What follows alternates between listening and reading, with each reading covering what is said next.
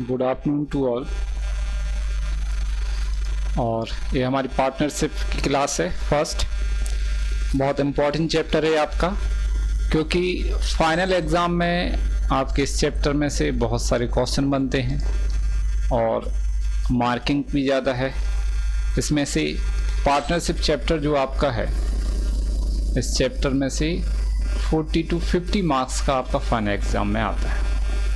लेकिन सिर्फ एक चैप्टर में से नहीं, टोटल 5 चैप्टर है। इन 5 चैप्टर का टोटल जो मार्किंग है वो 40 to 50 मार्क्स की है।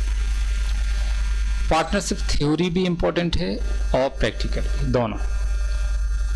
थ्योरी में देखेंगे हम, सबसे पहले पार्टनरशिप का मीनिंग देख लेते हैं क्या है। When 2 or more person agree to carry on a lawful business by employing capital, knowledge and expertise and agrees to share the profit and loss in the certain ratio, then it is termed as partnership ना।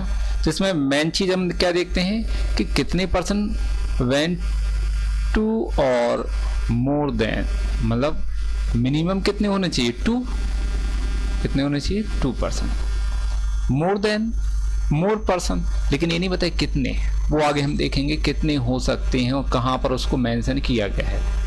फिर ये business में जो person है क्या employing करेंगे, क्या लगाते हैं बिजनेस में, तो देखो कैपिटल लगाते हैं, है ना, पैसा कैपिटल कहलाता है। नॉलेज लगाएंगे, जो उनके पास नॉलेज है वो लगाते हैं। डॉक्टर हैं, जैसे वकील हैं या कोई और भी है, उनके पास नॉलेज है, इंजीनियरिंग का है, वो टाइप का है, नॉलेज लगाएंगे।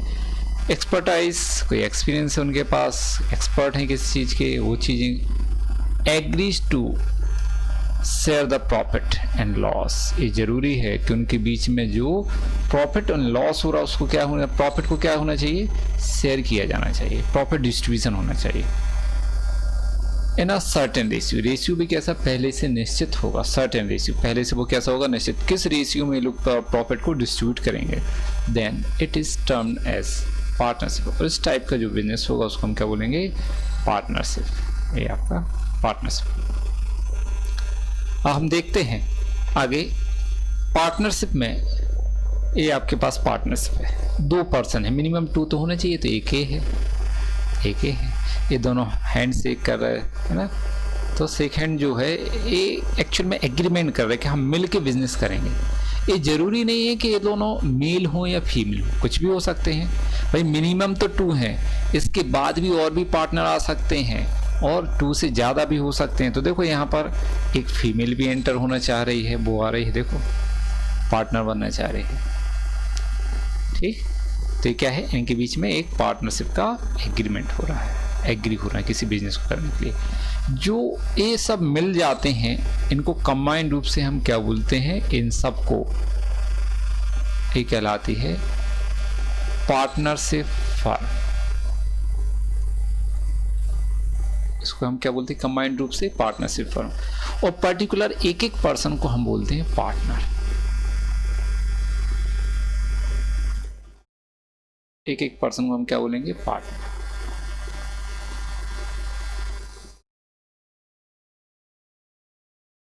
ठीक है।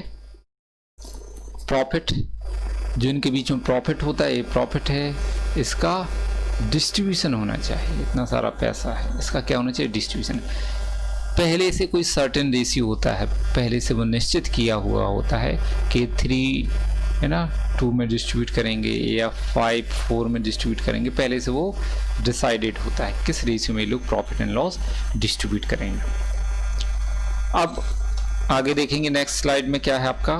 तो ये देखेंगे आप कि जितने भी पार्टनर हैं, मिनिमम तो 2 होंगे, लेकिन जितने भी हैं यहाँ पर 8 लोग बैठे हुए हैं, हम मान लेते हैं कि जो पार्टनरशिप का बिजनेस है वो सभी लोग मिलके चला सकते हैं। ऐसा होता है कि सभी लोग, ऑल पार्टनर इस बिजनेस को कैरी ऑन करेंगे, चलाएंगे, ठीक है। ऐसा भी हो सकता है, या फिर ऐसा भी हो सकता है कि इन सब की परमिशन से किसी एक पार्टनर को, ये भी पार्टनर है ना, तो एक व्यक्ति बिजनेस चला सकता है, या तो सब मिलके बिजनेस कोऑपरेट करेंगे, ठीक है, या फिर इन सब की परमिशन से किसी एक पार्टनर द्वारा बिजनेस कोऑपरेट किया जा सकता है। इंपॉर्टेंट चीज़ें हैं। नेक्स्ट, अब देखेंगे हम कैरेक्टरिस्टिक्स, पार्टनरशिप की कैरेक्टरिस्टिक क्या होती है। तो पहला देखेंगे फर्स्ट, 2 और मोर देन 2 पर्सन। तो there must be at least 2 member, यहाँ पर कम से कम कितने व्यक्ति होने चाहिए, 2 person in a partnership. There is no mention of maximum number of partnership, ये बताया नहीं है पार्टनरशिप एक्ट में कि ज़्यादा से ज़्यादा कितने व्यक्ति हो सकते हैं। But according to company act, है ना, अमेंडमेंट 2013, वैसे तो कंपनी एक्ट 1932 है ना, एक कौन सा है, 1932 है, लेकिन ये अमेंडमेंट हो गया है। कितना अमेंडमेंट, कितना, 2013 है ना। तो कंपनी एक्ट बेसिकली कौन सा 1932, लेकिन अमेंडमेंट कितना 2013, 2014। The maximum number of partner can not exceed 100, ज़्यादा से ज़्यादा 100 हो सकती है, 100 से ज़्यादा नहीं होना चाहिए। तो कितनी अलग बात है कि भाई जो पार्टनरशिप है वो पार्टनरशिप एक्ट कौन सा, 1932, एक पार्टनरशिप एक्ट है, ठीक है। और जो नंबर दिए हैं वो किस में दिए हैं, कंपनी एक्ट में। मैक्सिमम नंबर ऑफ पार्टनर कहाँ दिए हैं, कंपनी एक्ट में। ये अलग बात है, ध्यान रखना आपके लिए कि जब ऑब्जेक्टिव क्वेश्चन करते तो इन चीज़ों पे फोकस करना है कि जो पार्टनर्स के मैक्सिमम नंबर ऑफ पार्टनर्स है वो कहाँ पर दिया, कंपनी एक्ट 2013 अमेंडमेंट। और वैसे तो कंपनी एक्ट जो होता है वो कौन सा होता है, 1956 होता है कंपनी एक्ट, ठीक है। अमेंडमेंट हो गया, वो कितना हो गया है, 2013। चले आगे, म्यूचुअल रिलेशन और एग्रीमेंट। तो in partnership business there must be mutual agreement और कॉन्टैक्ट बिटवीन द पार्टनर्स के बीच में म्यूचुअल रिलेशनशिप होना चाहिए, एग्रीमेंट होना चाहिए। अब जो एग्रीमेंट वो क्यों होगा, किस लिए होगा, तो when there is no mutual agreement between the partners such association of person will not be called partnership. यदि इनके बीच में कोई एग्रीमेंट नहीं है तो वो पार्टनरशिप एसोसिएशन जो है वो पार्टनरशिप नहीं कहलाएगी, बट कोइंसिडेंस, लेकिन वो कोइंसिडेंस होता है। There must be a contact between the partner in partnership, partners के बीच में क्या होना चाहिए, कॉन्टैक्ट होना चाहिए। द कॉन्टैक्ट और agreement can either return of oral, of नहीं है यहाँ पर, क्या है, और है, इसको अलग कर देंगे, ये क्या है, और रिटर्न और ओरल। मतलब जो एग्रीमेंट है पार्टनर्स के बीच में वो रिटर्न भी हो सकता है, ओरल भी, जरूरी नहीं कि रिटर्न हो, ओरल भी हो सकता है। However return agreement is preferred, लेकिन जो रिटर्न एग्रीमेंट है उसको प्रेफर्ड किया जाता है। क्यों, क्योंकि ये ओरल एग्रीमेंट से अच्छा माना जाता है। इसको हम डिस्प्यूट के टाइम पर, पार्टनरशिप में पार्टनर्स के बीच में यदि कोई डिस्प्यूट होता है तो रिटर्न एग्रीमेंट को हम कोर्ट में एविडेंस के रूप में पेश कर सकते हैं। ये इंपॉर्टेंट, इसलिए अच्छा माना जाता है। Only after the agreement a firm can be called partnership firm, जब एग्रीमेंट हो जाता है उसी के बाद हम पार्टनरशिप जो फर्म है उसको हम पार्टनरशिप फर्म कहते हैं ना, उसके पहले नहीं, एग्रीमेंट के बाद ही। थर्ड, लीगल बिजनेस कैरेक्टरिस्टिक्स में देखेंगे तो partnership agreement must be to carry on a lawful business. जो पार्टनरशिप बनाई जाती है, एग्रीमेंट होता है, वो किस लिए होना चाहिए, लॉफुल बिजनेस के लिए, जो किसी भी कानून को ना तोड़ता हो, मतलब and not for unlawful business. Until the um if a business is not lawful it can not be called partnership. यदि उस बिजनेस का एम जो है लॉफुल नहीं है तो उसको हम पार्टनरशिप नहीं कहेंगे। Under the partnership act the agreement between the partners must be to do lawful business in order to again profit. तो इनके जो बीच में एग्रीमेंट होता है पार्टनर्स के बीच में, वो कैसा, लॉफुल बिजनेस के लिए होना चाहिए। Profit distribution. The aim of partnership business is not share the profit among the partners earned from the business. The profit earned from the business should be divided among the partners on the basis of ratio decided earlier.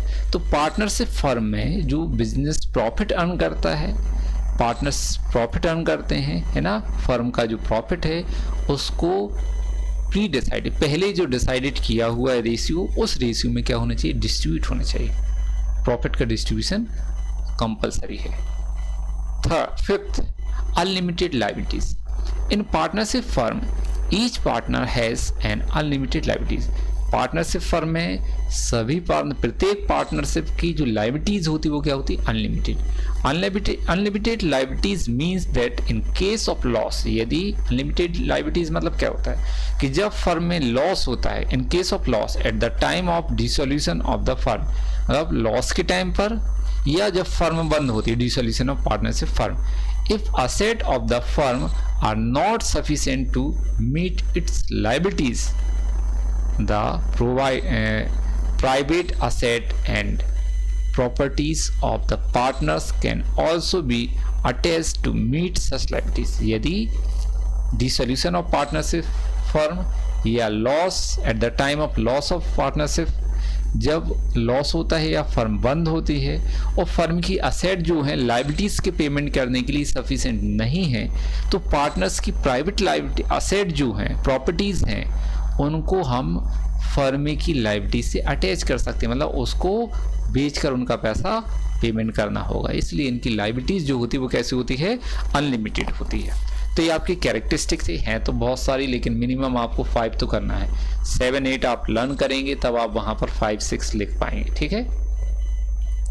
अब यहाँ पर आता है आपका partnership deed. बहुत important चीज़ें हैं ये सब, पार्टनरशिप के बेसिक हैं सब।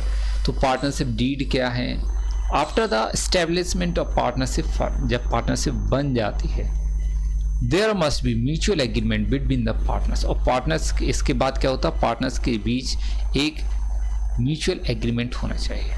दिस एग्रीमेंट में बी आइदर रिटन और ओरल। और ये एग्रीमेंट जो है पार्टनर्स के बीच में होता है वो कैसा होता है, रिटन भी हो सकता है, ओरल भी। A written agreement is considered better than oral. जो रिटन एग्रीमेंट है वो ओरल एग्रीमेंट से अच्छा माना जाता है। In case of written agreement stamp is essential. यदि रिटर्न एग्रीमेंट है तो उस पर स्टाम्प लगाना अनिवार्य है, टिकट लगाना चाहिए, स्टाम्प लगाना चाहिए। The partnership agreement is known as partnership deed. जो पार्टनरशिप एग्रीमेंट है उसी एग्रीमेंट को हम पार्टनरशिप डीड के नाम से जानते हैं। It is not necessary to have a partnership deed, है ना। पार्टनरशिप डीड नहीं, फर्म होना चाहिए, है ना। फिर भी ऐसा भी, it is not necessary to have a partnership deed. जरूरी नहीं है कि पार्टनरशिप डीड हो, है ना, ये जरूरी नहीं होता है। फिर main contents of partnership deed. Partnership deed के मेन कंटेंट क्या है, क्या क्या लिखा जाता है? वैसे तो इसमें अप्रॉक्स 27 पॉइंट है, लेकिन हमने यहाँ पर 5 लिए हैं। आपको 7, 8 याद करना है, 5, 6 लिखना है। तो यहाँ पर हम देखते हैं कौन कौन से हैं। जैसे name of the firm, what will be the name of partnership firm. Partnership firm का नाम क्या होगा, by which the firm will operate its business, जिससे वो अपने नाम से, जिस नाम से वो अपने फर्म का बिजनेस ऑपरेट करेगी। The partnership firm can operate its business by any name. और पार्टनरशिप फर्म अपने किसी भी नाम से फर्म का बिजनेस ऑपरेट कर सकती है, but it should not resemble the name of existing registered firm. लेकिन ये जो नाम है पार्टनरशिप फर्म का किसी दूसरी फर्म जो रजिस्टर्ड है उससे मिलता जुलता नहीं होना चाहिए, उसके जैसा ना हो जिससे व्यक्ति कंफ्यूज हो, ऐसा नहीं होना चाहिए, ठीक है ना। आपने एक रिलायंस कंपनी और खोली दूसरी, क्योंकि रिलायंस अच्छा चल रहा है तो आपने उसी के नाम की एक और कंपनी खोली या फर्म खोली, तो ऐसा नहीं होना चाहिए। जो पहले से रजिस्टर्ड उनका नाम ना हो। Address of the firm, what will be the address of the firm from where it will operate its business. आपकी फर्म का एड्रेस कहाँ क्या है जहाँ से आप बिजनेस ऑपरेट करेंगे। After the registration of name of the firm the address of the firm is also registered. जब आप फर्म का रजिस्ट्रेशन कराते हैं तो वहाँ पर आपको फर्म का एड्रेस भी रजिस्टर्ड कराना होता है, ठीक है। Area of business, the partnership deed must mention the geographical area of business. Partnership deed बताता है, जियोग्राफिकल एरिया बताता है आपके बिजनेस का क्या रहेगा। मतलब आपका जो बिजनेस है, the area of its business can be either be local area हो सकता है, है ना। जैसे आप सागर की सागर बिजनेस कर रहे हैं, लोकल एरिया है ना। प्रोविंशियल एक प्रांत का हो सकता है ना, जैसे आप सिर्फ एमपी में कर रहे हैं, एमपी में बिजनेस होगा आपका। फिर आपका नेशनल, नेशनल सिर्फ भारत में, आप इंडिया में बिजनेस करेंगे। इंटरनेशनल, इंडिया के बाहर भी, अमेरिका है ना, जापान, चीन, सब जगह बिजनेस करेंगे, तो ये क्या कहलाता है, इंटरनेशनल। तो आपके बिजनेस का एरिया क्या होगा, ये आपको मेंशन करना होगा, पार्टनरशिप डीड में हमें लिखते हैं। Next, capital of partner, partners की कैपिटल क्या होगी। How much capital will be contributed by each partner, प्रत्येक पार्टनर कितना पैसा लगाएगा। And what will be the total capital of the firm, और फर्म की टोटल कैपिटल क्या होगी, इसको भी डीड में हम लिखते हैं। इंटरेस्ट ऑफ कैपिटल, तो whether interest will be allowed on the capital contributed by the partners in the firm or not, and if the allow, what will be the rate of its interest। क्या partners को partners की capital पर interest allow है, interest देंगे, यदि देंगे तो किस रेट पर, उसका रेट क्या है, आपको रेट लिखना होगा ना, किस रेट पर। जैसे 5%, ठीक है, टू 3%, 10%, कुछ भी हो सकता है, आपको मेंशन करना होगा डीड में कितना होगा। तो ये आपके 5 पॉइंट हमने बता दिए, बस है तो आपको बताया ना 27 पॉइंट होते हैं, तो 7-8 आपको याद करना, लर्न करना, और कुछ नहीं। अब म्यूचुअल चॉइस क्वेश्चन है ना, multiple choice question, mutual relationship बात कर रहे हैं, सॉरी, ये क्या है, मल्टीपल चॉइस क्वेश्चन। जो थ्योरी अभी बताई है आपको, उससे रिलेटेड 2 क्वेश्चन आपको दिए हैं, तो अभी बहुत सारे धीरे धीरे करके आएंगे, थ्योरी भी ज़्यादा है, आपके क्वेश्चन भी ज़्यादा है, तो धीरे धीरे करके उनको बताया जाएगा। आज जो हमने थ्योरी पढ़ी उससे रिलेटेड क्वेश्चन देखते हैं।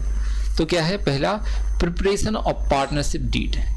पार्टनरशिप डीड जो प्रिपरेशन करना कैसा है भाई, कंपलसरी है, वॉलंटरी है, पार्टली कंपलसरी है, और पार्टली वॉलंटरी है। तो अभी हमने आपको बताया कि जो पार्टनरशिप डीड है वो कैसा है, वॉलंटरी है, कंपलसरी नहीं है। वॉलंटरी मीन्स ऐच्छिक, स्वेच्छा से, आप चाहें तो डीड बनाएं या ना बनाएं, इच्छा तो बना लो, नहीं इच्छा तो मत बनाओ, ठीक है। ये कहलाता वॉलंटरी, मतलब पार्टनरशिप डीड जो है वो वॉलंटरी, जरूरी नहीं है आपके लिए बनाना, ठीक है, आप चाहें तो बनाएं या ना बनाएं। Liabilities of a partner are, partners की लायबिलिटीज कैसी होती हैं। तो अभी हमने आपको बताया कि यदि पार्टनरशिप की असेट लायबिलिटीज पेमेंट करने के लिए सफिशिएंट नहीं, तो उसको पर्सनल लायबिलिटी, जो प्राइवेट असेट है, उनको भी सेल करना पड़ सकता है। तो पार्टनर्स की जो लायबिलिटीज होती है वो कैसी होती है, अनलिमिटेड, अनलिमिटेड लायबिलिटीज होती है ना।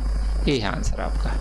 तो जो थ्योरी हम पढ़ते जाएंगे उससे रिलेटेड क्वेश्चन भी देखते जाएंगे यहाँ पर। तो पार्टनर्स की लायबिलिटीज कैसी है, अनलिमिटेड। Thank you. यदि आपको कोई डाउट है तो आप व्हाट्सएप पे या फ़ोन पे पूछ सकते हैं। Thank you.